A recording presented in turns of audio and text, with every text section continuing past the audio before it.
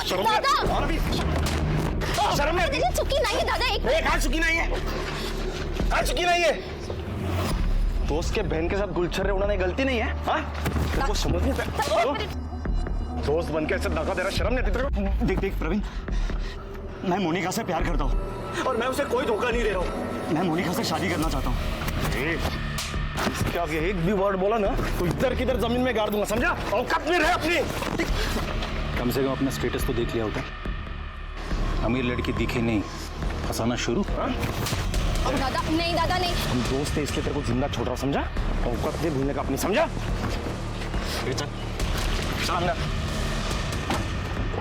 भूलने का नहीं। हाँ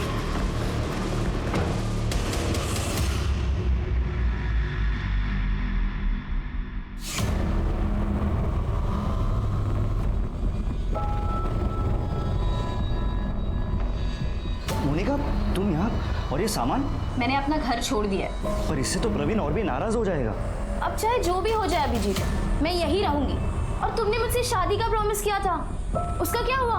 हाँ मोनिका। देखो देखो अभिजीत, मोनिका, अगर तुम दोनों शादी करना चाहते हो तो कर सकते हो, हमें कोई एतराज नहीं है। कौन आगा? मोनिका, मोनिका, मोनिका, तुझे अपने घर की इज्जत का जरा भी ख्याल नहीं? चल मेरे साथ।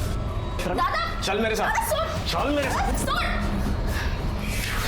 मोनिका, मोनिका, मैं इससे अभी नस काट लूंगी। दूर रहो मुझसे। मोनिका, रख दो उसे। मोनिका बात सुन मेरी, फेंक दे वो जा, फेंक दे ना। तुझे पता है तेरी खुशी के आगे मुझे कुछ नहीं चाहिए। तू जो कहेगी ना वैसे ही होगा। मैं खुद तुम दोनों की शादी करवाऊंगा, ठीक है? प्रॉमिस।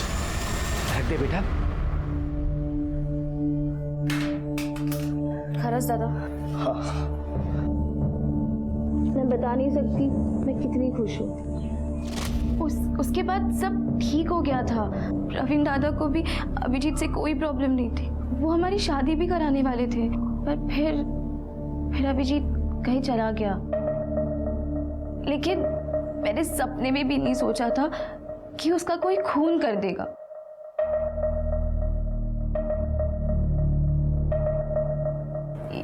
ये मेरे पति है अतुल।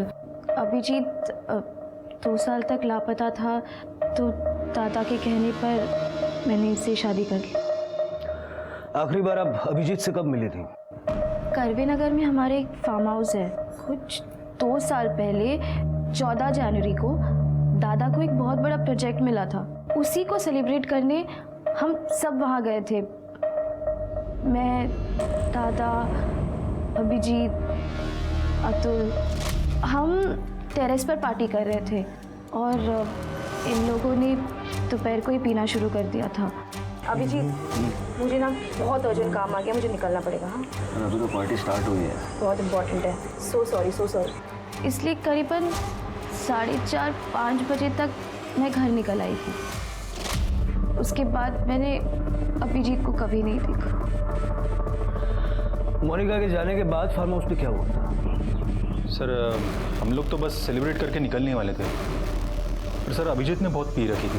हम लोग ने बोला उसे कि बहुत हो गया, निकलते अब। तो सर उसे और पीनी थी, तो वो वहीं रुका रहा, पर हम लोग सब निकल आए सर, एक करवे नगर के फार्म हाउस पे जहां अभिजीत की बॉडी मिली थी, उसे लास्ट बार वहीं पे देखा गया था। और सर उसके फ़ोन रिकॉर्ड के हिसाब से उसकी लास्ट लोकेशन भी फार्म हाउस की थी। मतलब सर इस फार्म हाउस पे कुछ गड़बड़ हुई है। हाँ सर, वैसे भी प्रवीण और अभिजीत के फाइनेंशियल स्टेटस में जो बहुत बड़ा गैप है उसे हम नज़रअंदाज नहीं कर सकते। सर, और एक बात नोटिस करने वाली है। अभिजीत के फ़ोन से उसके परिवार को और मोनिका को जो मैसेजेस किए थे 14 जनवरी को, वो करीब 8 बजे के थे। और पोस्टमार्टम रिपोर्ट के हिसाब से अभिजीत की मौत शाम 4 से 6 बजे के बीच हुई। मतलब प्रवीण अपनी बहन की शादी अभिजीत से नहीं बल्कि अतुल से करवाना चाहता था, और अतुल भी ये जानता था कि मोनिका उससे नहीं बल्कि अभिजीत से प्यार करती है। राइट सर, और ऐसे हालात में शक इन दोनों पर ही है। मतलब गड़बड़ फार्म हाउस पे ही हुई है। चलो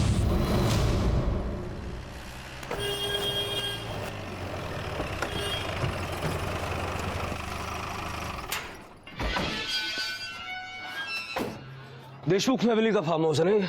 हाँ सर।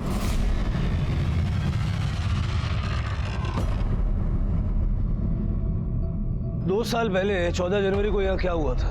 2 साल पहले की बात किसको याद रहेगी साहब? पार्टी हुई थी यहाँ, तुझे याद नहीं है? हाँ, वो याद है ना सब। वो पूरा हफ्ता मैं छुट्टी पर था। 2 साल पहले क्या हुआ था वो याद नहीं है, छुट्टी पे था ये याद है। हाँ साहब, वो मेरी बेटी की शादी थी ना तभी। प्रवीण लास्ट टाइम कब आए थे यहाँ? वही 2 साल पहले साहब। वो आए और बोले फार्म हाउस बंद कर दो। उसके बाद से तो कोई नहीं आया सर। हाँ, पर मुझे मेरी चौकीदारी की पगार मिल जाती है सर। तलाशी लेनी है मैं यहाँ की। हाँ साहब, लीजिए ना। बघा सगळीकडे।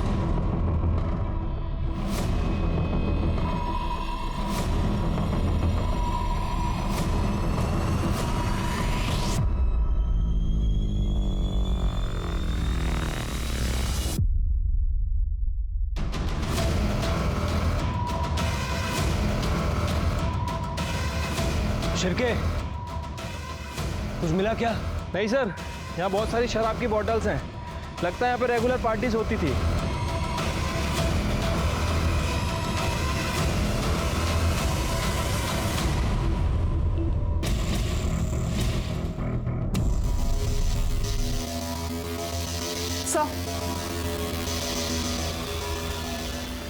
सर, ये आईडी कार्ड मिला है इस पर्स में। अभिजीत जाधव।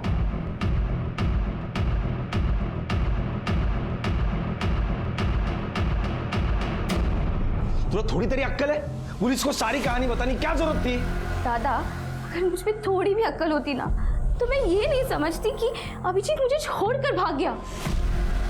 लेकिन उसके साथ जो हुआ वो कितना बुरा हुआ। अरे जो हुआ उसका मुझे भी दुख है, लेकिन अब क्या करूं? दादा, हमें अभिजीत को इंसाफ दिलाने के लिए पुलिस की मदद करनी चाहिए। लेकिन आपको इतना गुस्सा क्यों आ रहा है? मूर्खासारखं काहीतरी बोलू नको। अगर न्यूज में अपना नाम उछाला गया तो किसके बिजनेस पर असर होगा? मेरे ना। समझ रही है बात को? सर, इस करवे नगर के फार्म हाउस में कुछ ना कुछ तो जरूर हुआ है। मैं भी वही सोच रहा था। शिरके, 2 साल पहले जब अभिजीत की लाश हमें मिली थी उस वक्त वहां एक पेट्रोल का कैन भी मिला था। उस पर जो फिंगरप्रिंट्स थे वो हमारे रिकॉर्ड्स में होंगे, लेकिन उस वक्त इस केस के लिए कोई सस्पेक्ट नहीं था। एक काम करो, 2 साल पहले 14 जनवरी को उस फार्म हाउस पे जितने भी लोग मौजूद थे उन सबके फिंगरप्रिंट्स लो और उनका लोकेशन निकालो। Right sir. हमारा दोस्त था सर। उस दिन से उसका गायब होना, फिर उसकी मौत की खबर सुनकर हम भी बड़े दुखी है सर। सर, उस दिन फार्म हाउस से हम लोग निकल गए थे, वो अकेला ही था। कौन कहा था ये तो जल्दी पता चल जाएगा। सर, हम लोग सच कह रहे सर, हम लोग फार्म हाउस से निकल गए थे। हमने तो सब बता दिया, फिर भी आप बार बार हमें क्यों परेशान कर रहे हैं सर? देखो, अगर तुम लोग इनोसेंट हो तो डरने की कोई जरूरत नहीं। सच तो जल्दी सामने आएगा ही।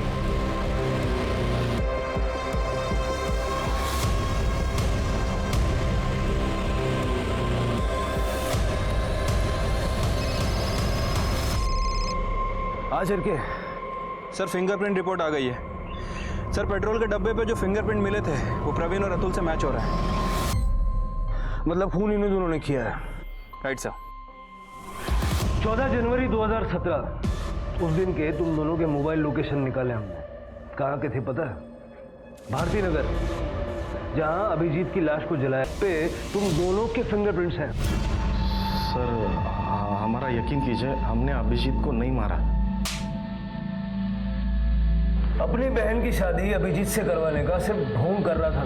तू चाहता था कि तेरी बहन की शादी अतुल से हो, और आखिर में तुम दोनों ने मिलके अपने मन की हसरत पूरी कर ली। नहीं सर, हम सच कह रहे हैं, हमने अभिजीत को नहीं मारा। सर, हम लोग फार्म हाउस से निकल गए थे, वो नशे में धुत वहीं पे रुका था। हमने नहीं मारा उसे। झूठ बोल रहा है सर ये, और इसके वॉचमैन ने भी हमसे झूठ बोला था। उस दिन 14 तारीख को वॉचमैन फार्म हाउस पे ही था। उसकी बेटी की शादी तो 10 जनवरी को ही हो गई थी। वॉचमैन ने 14 तारीख को शाम को 7 बजे फार्म हाउस फ़ोन किया था, और उसके बाद ये प्रवीण फार्म हाउस आया था। सर, मैं सब कुछ सच बता। जल्दी बता।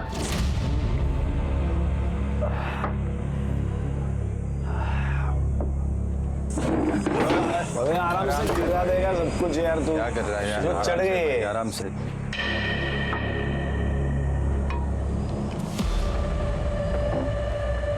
मैं क्या बोल रहा हूँ? अरे क्या कर रहे हैं यार? अबे ऊपर मत जा अभिजीत। ओपन वायर है, शॉक लग जाएगा। अबे कुछ नहीं होगा यार, आजा। अरे पिया हुआ है तू, उधर मत जा भाई, नीचे आ जा। उस शाम हमारी पार्टी ठीक ठाक चल रही थी, लेकिन अचानक तब हमारे क्लाइंट का मुझे कॉल आया। अभी मेहता का कौन है? क्लाइंट अपना। हेलो, हाँ सर। हाँ सर, पहुँचता हूँ। ए भाई, हम लोग जा रहे हैं, आ रहा है क्या तू? लेकिन वो आने के लिए तैयार ही नहीं था। फिर हम लोग निकल गए। फिर 1-1.5 घंटे के बाद वॉचमैन का मुझे फ़ोन आया। उसने मुझे बोला कि वो अभिजीत ज़मीन पर गिरा है, मर चुका है। फिर हम लोग तुरंत वहाँ पे गए और देखा कि वो, फिर हम वॉचमैन को पैसे देके उसको चुप करवाया। इसका मतलब है कि 8 बजे के आसपास अभिजीत के फादर और मोनिका को जो मैसेज गए थे वो भी अभिजीत के फ़ोन से, वो तुमने किए थे। अब जल्दी जल्दी बता दे कि अभिजीत का फ़ोन कहाँ है। अभिजीत का फ़ोन सर? हमने अभिजीत का फ़ोन नहीं देखा सर। सच कह रहे सर। तुम दोनों की बातों में सच्चाई कितनी है ये जल्दी पता लग जाएगा। पेट्रोल छिड़ककर अभिजीत की लाश को आग में झोंकने वाले अतुल और प्रवीण पुलिस की गिरफ्त में थे, लेकिन क्या सचमुच उन्हीं दोनों ने अभिजीत को मौत के घाट उतारा था, या अभिजीत का कातिल अभी भी खुली हवा में सांस ले रहा था? पुलिस असली कातिल तक पहुंच पाती उससे पहले इस केस में एक और हैरतंगेज मोड़ आना अभी बाकी था।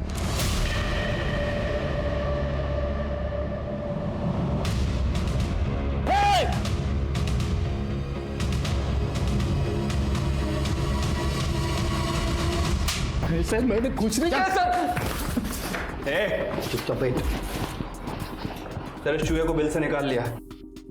ऐसे भाग रहा था जैसे इसे कभी पकड़ ही नहीं पाएंगे। नहीं साहब, मैं भाग नहीं रहा था, मैं एकदम अर्जेंट काम से जा रहा था साहब। सर जा रहा था है? तेरा काम कितना अर्जेंट है अभी पता चल जाएगा। शिरके, इसके घर की अच्छे से तलाशी लो। अभिजीत के केस से जुड़ी कोई भी चीज हो ढूंढ निकालो। देखते हैं कब तक सच छुपाता है। ठीक है सर। चुपचाप बैठ इधर।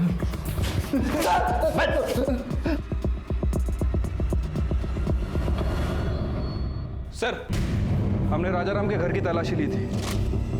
ये देखिए 2 साल पुराना वीडियो मिला उसके फोन में। सर हमने राजाराम के घर की तलाशी ली थी। ये देखिए 2 साल पुराना वीडियो मिला उसके फोन में। ये वीडियो राजाराम के हाथ कैसे लगा? सर वो तो नहीं पता, लेकिन जब मैंने इस राजाराम का बैंक अकाउंट चेक किया सर मेरा शक और बढ़ गया।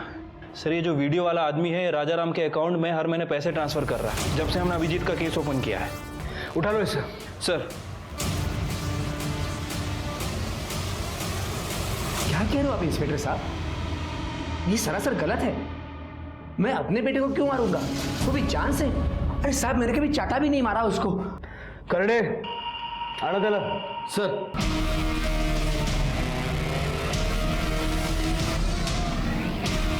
राजाराम, इस राजाराम के अकाउंट में गलती से पैसे चले गए। शिरके दाखिल जरा। ये देखो, ये वीडियो 2 साल पहले 14 जनवरी को शाम के 5:15 बजे करवे नगर के एक फार्म हाउस की। क्या कर रहे थे वहां? मैं कहीं नहीं गया था। अभिजीत को मारते वक्त तो तुमने अपना फोन स्विच ऑफ रखा था, लेकिन जब उसकी लाश को जलाया भारती नगर में, वहां तुम्हारा फोन स्विच्ड ऑन था।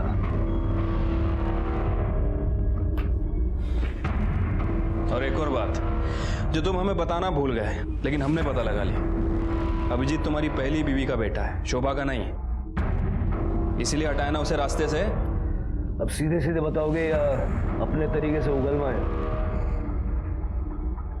अभिजीत की माँ सरिता मेरी पहली बीवी थी। उसका देहांत हो गया। उसके बाद सरिता की बहन शोभा से मैंने शादी की, लेकिन अभिजीत को ये बात कभी नहीं बताई मैंने।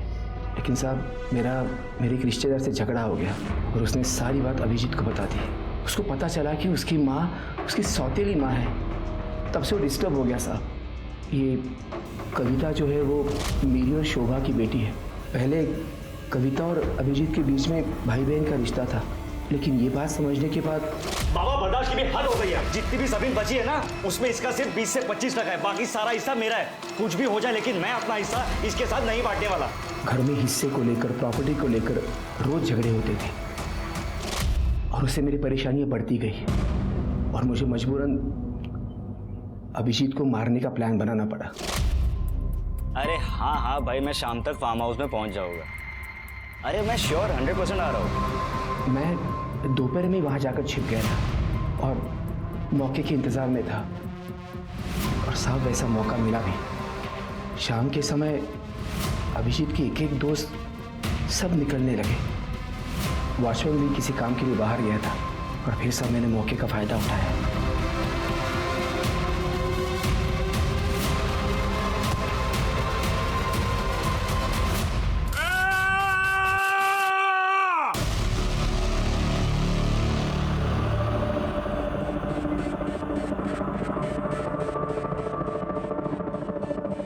प्रॉब्लम हमेशा के लिए सॉल्व हो गया। रात को मैंने अभिजीत के मोबाइल से खुद को और मोनिका को मैसेजेस किए। पिछले 2 साल से मैं राजाराम को पैसे दे रहा था। जिस बेटे ने अपनी किडनी तुम्हें देके तुम्हारी जान बचाई, तुमने उसी की जान ले ली। बाप कहलाने के लायक नहीं हो तुम। जिस तरह की मौत अभिजीत मरा है ना, उससे भी दर्दनाक मौत तुम्हें मिलनी चाहिए। बेटे अभिजीत के खून के आरोप में चंद्रकांत जाधव को कड़ी सजा मिली। सबूत मिटाने के जुर्म में अतुल और प्रवीण को भी जेल की हवा खानी पड़ी। वहीं अभिजीत की निर्मम हत्या के बाद इस बात पर यकीन करना मुश्किल है कि खून का रिश्ता दुनिया में सबसे मजबूत रिश्ता होता है। इसलिए स्वार्थ, अहंकार और बदले की भावना को परे रखकर ऐसे किसी भी अपराध में शामिल होने से पहले एक बार बाद में होने वाले भयंकर परिणामों के बारे में भी जरूर सोचें। अब मैं सोनाली कुलकर्णी आपसे विदा लेती हूँ। कल फिर मिलेंगे क्राइम पेट्रोल सतर्क जस्टिस रिलोडेड में एक नए केस के साथ। तब तक मास्क पहने, सैनिटाइजर का इस्तेमाल करें। अपना और अपने परिवार का ख्याल रखिए। देखते रहिए क्राइम पेट्रोल सतर्क। जय।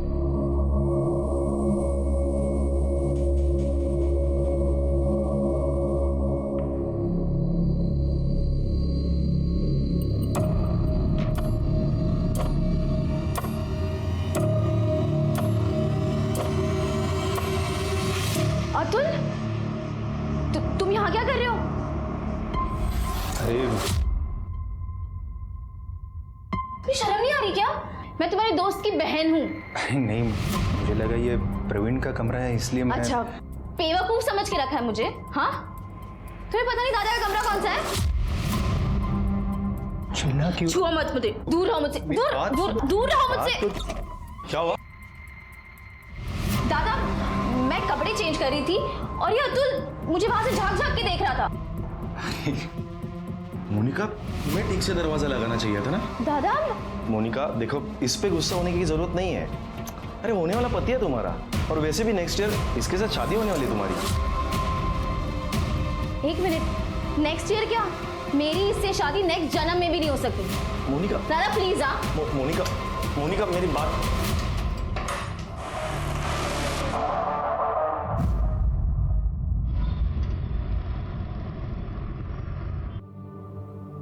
बाबा, ये तो समझदारी। हाँ। अरे अभिजीत, अरे घर का राशन खत्म हो गया है और लाइट का बिल भी नहीं भरा अभी तक। प्लीज थोड़े पैसे दे दो। इससे पैसे ले लेना। इस महीने का सारा खर्चा मैंने इसे पहले से ही दे दिया। क्या? पैसे? वो ना एक्चुअली सारे पैसे मैंने दोस्त के साथ एक स्कीम में इन्वेस्ट कर दिए। क्या? फिर किसी वाहियात काम में पैसे बिगाड़े होंगे तूने। बाबा, आप लोगों को कुछ पता है कि ये क्या करती है, कहाँ जाती है? बस अपने दोस्तों के साथ पार्टी और मजे करने में मेरे पैसे बर्बाद करती रहती है। आपके पास कोई हिसाब है? मैं आज के बाद पैसे नहीं देने वाला। अरे लहा नहीं थी, नादानी में गलतियां होती है। तू तो तीसरे आगे से लगलस, कुछ कर रही है ना वो। ऐसे में कभी फायदा कभी नुकसान होता है। तू क्या चाहता है? ये नकारी बैठी रहे? ये सिर्फ नुकसान करवा सकती है और मैं अपने मेहनत के पैसे इस तरह से बर्बाद होते हुए नहीं देख सकता। शोभा, अभिजीत सही बोल रहे हैं। मुझे बताओ, तुम कब तक कविता की गलतियों पर पर्दा डालती रहोगी? लगता है गांव की पुश्तैनी जमीन बेचकर ही गुजारा करना पड़ेगा अभी। जो करना है कर लो, पर आज के बाद मैं पैसे नहीं दे रहा। अब तो घर जाने को भी डर लगता है। वही चिक चिक अनाप शनाप खर्चे, मेरी थोड़ी बहुत सैलरी भी कम पड़ जाती है। मैं कुछ मदद करूँ क्या? देख मोनिका, तुम अमीर हो, पर मैं इतना भी गरीब नहीं कि तेरे भाई से मदद लूँ। एटलीस्ट मेरी ये खुददारी प्लीज बची रहे। हाँ, लेकिन उस घर से मैं कंटाल गया हूँ। सोचता हूँ कि कहीं दूर चला जाऊँ। अभिजीत, तुम जहाँ भी जाओगे ना, मुझे साथ में लेकर जाओ प्लीज। लेट हो रहा है, हमें निकलना चाहिए ना। ठीक है, चल।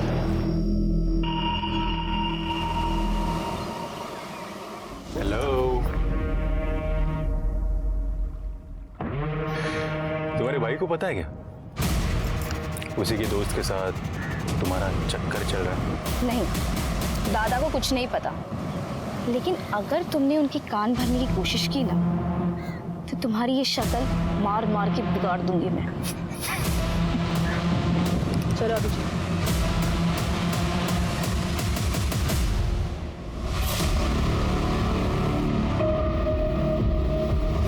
जरूरत है तो वो है प्यार। हम सब अपने रिश्तों में प्यार और भरोसा चाहते हैं। यही चाहत और यकीन कई बार अचानक किसी हादसे का शिकार होकर खत्म हो जाता है, और कभी कभी अपने इसी भरोसे के चलते हम खुद भी हादसों को न्योता दे बैठते हैं। इस केस में पुलिस के सामने सबसे बड़ा सवाल यही था कि जिसे पेट्रोल छिड़क कर जला दिया गया वो आखिर कौन था। आज हम एक ऐसा rarest of the rare case लाए हैं जिसमें दर्ज कुदरत का करिश्मा देखने वालों को न सिर्फ हैरान कर देगा, बल्कि आप ये सोचने पर भी मजबूर हो जाएंगे कि क्या सचमुच मरने वाले की रूह भी वापस लौटकर अपने लिए इंसाफ की मांग करती है।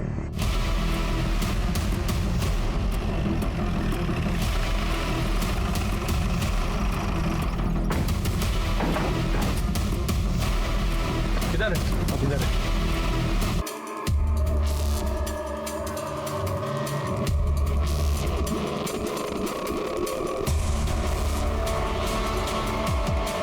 सर,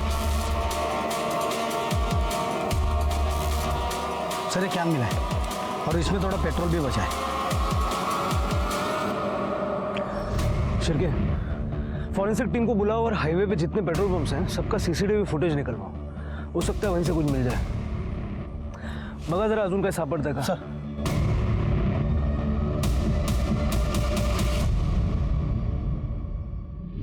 सर, क्राइम सीन पे जो पेट्रोल का कैन मिला था और उसके ऊपर जो फिंगरप्रिंट थे सर, हमारे डेटाबेस में किसी से मैच नहीं कर रहे सर।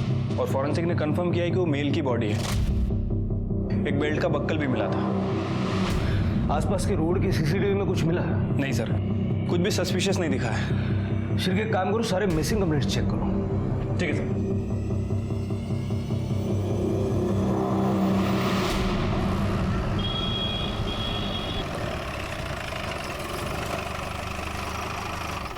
सर, जो डेड बॉडी हमें मिली थी उसकी पीएम रिपोर्ट आ गई सर। सर, उसकी उम्र तकरीबन 25 से 30 साल के आसपास है। सर, उसकी मौत 14 जनवरी को शाम को 4 बजे से 6 बजे के बीच में हुई है, और मौत की वजह इलेक्ट्रिक शॉक बताई जा रही है। मतलब पेट्रोल डाल के जलाने से पहले उसकी मौत हो चुकी थी? Right sir. उसके चेहरे पे काफ़ी फ्रैक्चर भी है सर, मतलब वो मुंह के बल गिरा था। लेकिन सर, उसके स्कल पे फ्रैक्चर क्यों है? अगर वो मुंह के बल गिरा था तो उसके सर के पीछे कैसे चोट लगी? और वैसे भी उसकी लाश हमें भारती नगर में मिली, जहाँ इलेक्ट्रिक शॉक लगने जैसा कुछ नहीं है। तो इसका मतलब है कि लाश को डिस्ट्रॉय करने के लिए वहाँ ले जाया गया था। वैसे सर, इस बॉडी की एक किडनी भी गायब है। किडनी स्कैंडल भी हो सकता है। पिछले महीने हमने एक किडनी रैकेट पकड़ा था। काम करो सर, लाश के डीएनए सैंपल लेके जितने भी मिसिंग कंप्लेंट्स हैं ना, सबके रिलेटिव्स के डीएनए सैंपल्स लेके मैच करके देखो। हो सकता है इसकी पहचान करने में आसानी हो जाए। लेकिन सर, ऐसे बहुत सारे कंप्लेंट्स हमारे पास हैं, और ये बॉडी उसी में से किसी की है, ये पता लगाने में बहुत टाइम लग जाएगा। लेकिन डीएनए मैच हुए बिना पहचान करना भी मुश्किल होगा। हो सकता है एक और किडनी रैकेट का पर्दाफाश हो जाए। ठीक है सर।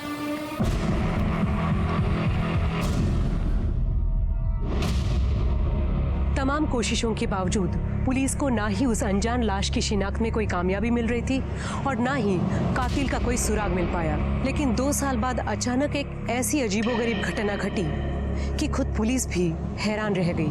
वो ऐसा वाकया था जिसमें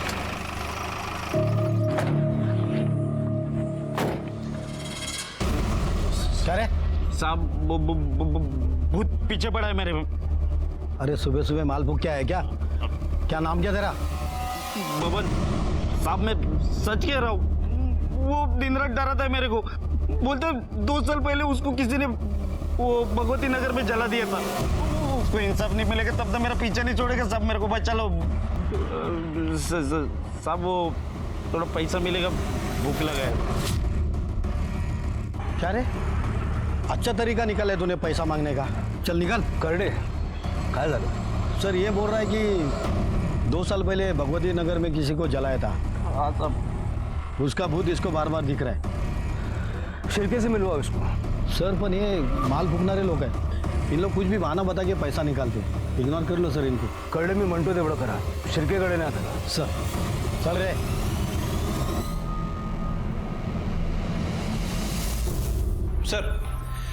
सर 2 साल पहले भगवती नगर में कोई जली हुई लाश नहीं मिली थी।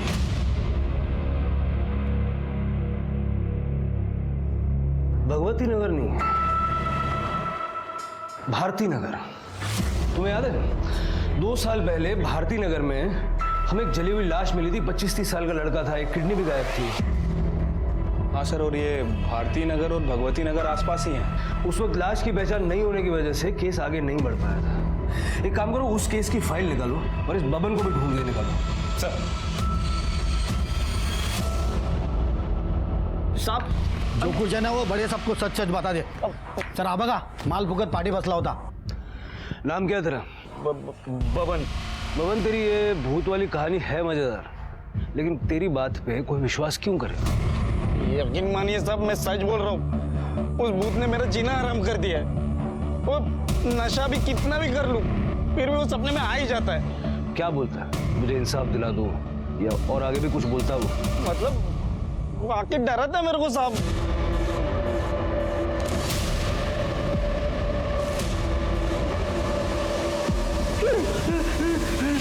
मान लेते हैं तेरी भूत वाली कहानी सच है। कभी उसने कोई नाम बताया, किसने मारा, क्यों मारा, कुछ ऐसा बताया? हाँ साहब, अभिजीत। और कुछ? क्या हुआ, कैसे हुआ? अरे साहब मैं सच बोल रहा हूँ, मेरे को कुछ नहीं मालूम है साहब। मैं आपके हाथ जोड़ता हूँ, मेरे को इस भूत से बचा लो। किसी दिन इसके डर से मैं मर जाऊंगा साहब। ठीक है, अभी निकल, लेकिन इधर उधर भागना मत। ठीक है साहब। इस भवन का भूत उतारना पड़ेगा, जरा नजर रखो इसमें। सर शिरके, 2 साल पहले की मिसिंग कंप्लेंट्स दोबारा चेक करो। उसमें अभिजीत नाम के 25-30 साल के लड़के की कोई कंप्लेंट है क्या, जरा देखो। ठीक है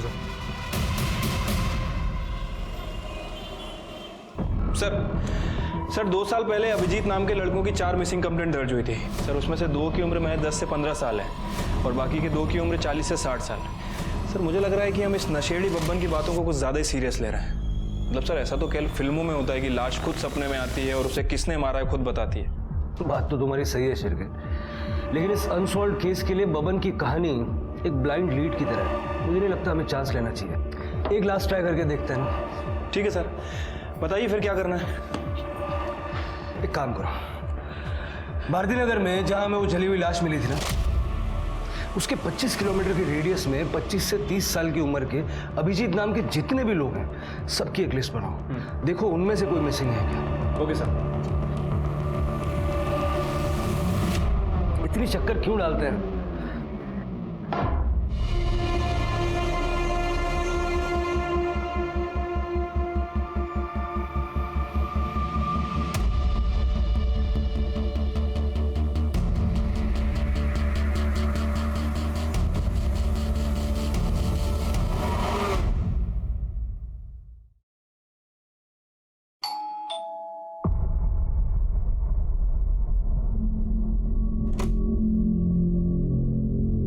चंद्रकांत यादव का घर यही है?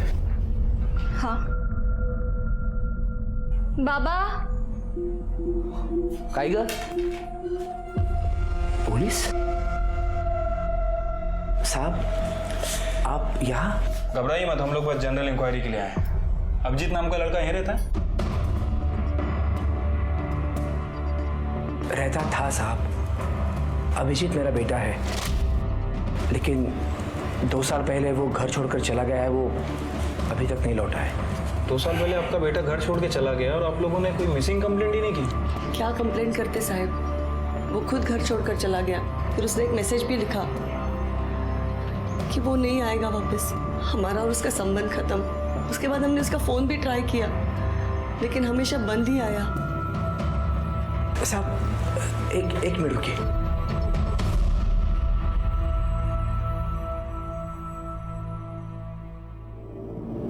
ये देखिए सर, 2 साल पहले उसने ये मैसेज किया था।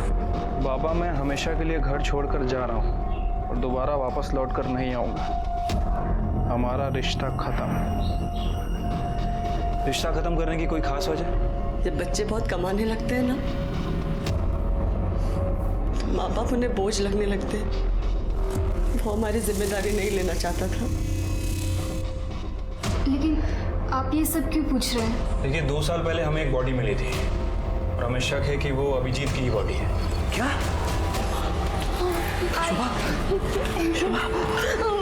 क्या बोलते हैं? रो मत। हो सकता है वो हमारा अभिजीत नहीं होगा।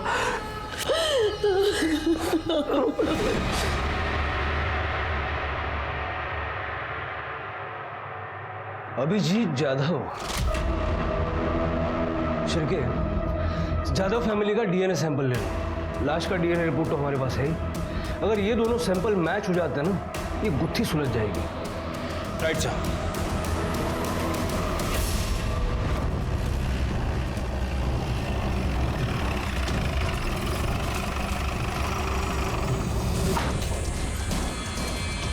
कहाँ जा रहे हैं आप लोग? साहब, वो जब से पता चला है कि अभिजीत का शायद खून हो गया है, तब से उसकी माँ की तबीयत बहुत ख़राब है। उसको डॉक्टर के पास ले जा रहा हूँ। ठीक है, लेके जाइए इन्हें। जी। लेकिन उसके बाद आपको हमारे साथ चलना होगा। आपके साथ क्यों साहब? डीएनए टेस्ट के लिए। डीएनए टेस्ट के लिए? मुझे माफ कर दो, मेरा पीछे छोड़ दो। मैं जितना कर सकता था मैंने कर दिया है। अब इससे ज्यादा मैं पुलिस के सामने मुंह खोलूंगा तो खुद मुझे में पहुंच जाऊंगा।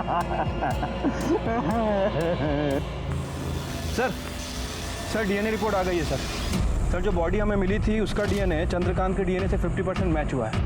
मतलब सर कंफर्म है कि वो बॉडी चंद्रकांत के बेटे अभिजीत की है। इस बबन का नशा उतारने का टाइम आ गया। मुझे पहले ही डाउट था कि उसने हमें पूरी बात नहीं बताई थी। क्राइम लोकेशन और विक्टिम का नाम किसी को सपने में कैसे आ सकता है? हाँ सर, वैसे डाउट तो मुझे भी था, लेकिन अभी रिपोर्ट कंफर्म होने से डाउट खत्म हो गया। शिर्के, हो ना हो, मुझे लगता है बबन ने ये पूरी घटना अपनी आंखों से देखी है। अभिजीत के घर वालों से पूछताछ करो और बाद में इस बबन को भी उठाओ। ठीक है सर। साहब, हमारी तो पूरी उम्मीद ही खत्म हो गई। अब तक तो ऐसा लगता था कि अभिजीत कभी ना कभी तो घर आ जाएगा। मैं तो उसका 2 साल से इंतजार करता रहा, अभी भी करता था साहब, लेकिन दुर्भाग्य से फोन ही आया, उसकी मौत की खबर आ गई साहब।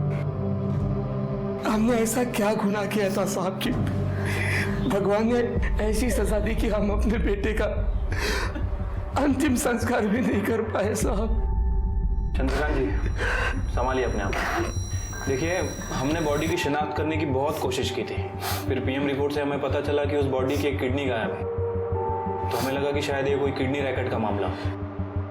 नहीं साहब, कोई किडनी रैकेट का मामला नहीं था। दरअसल कुछ साल पहले मेरी एक किडनी खराब हो गई थी, तो साहब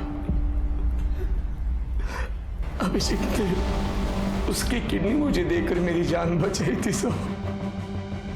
अभिजीत की किसी के साथ कोई दुश्मनी, कोई लड़ाई, कोई झगड़ा? हमारा बेटा तो बहुत अच्छा लड़का था, कुड़ी होता तो उसकी किसी के साथ क्या दुश्मनी हो सकती है? चल बैठ नीचे। बबन, तुझे जो जो पता है सब कुछ बता दे, वरना जो तरीका हम अपनाएंगे ना, तेरे पीछे जो भूत पड़ा हुआ है ना, वो भी डर जाएगा। हाँ, मैं सच बता रहा हूँ, मेरे को जितना मालूम था मैंने सब बता दिया। जब ये कुछ बताने के लिए तैयार हो जाना तब इसको मेरे सामने लाना, तब तक इसकी खातिरदारी करो। साहब नहीं साहब, नहीं मैं बताता हूँ, सब बताता हूँ साहब। साहब ये